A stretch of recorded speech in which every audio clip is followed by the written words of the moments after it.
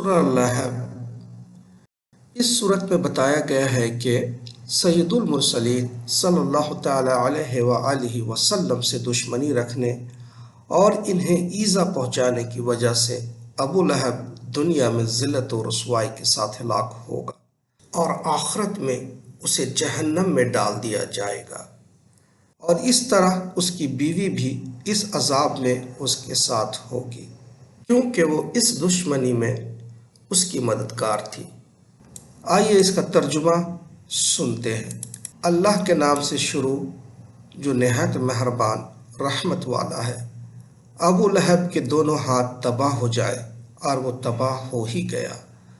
اس کا مال اور اس کی کمائی اس کے کچھ کام نہ آئی۔ اب وہ شعلوں والی آگ میں داخل ہوگا، اور اس کی بیوی لکڑیوں کا گٹھا اٹھانے والی ہے، اس کے گلے میں کھجور کی چھال کی رسی ہے۔ صدق اللہ العظیم۔ اللہ نے سچ فرمایا۔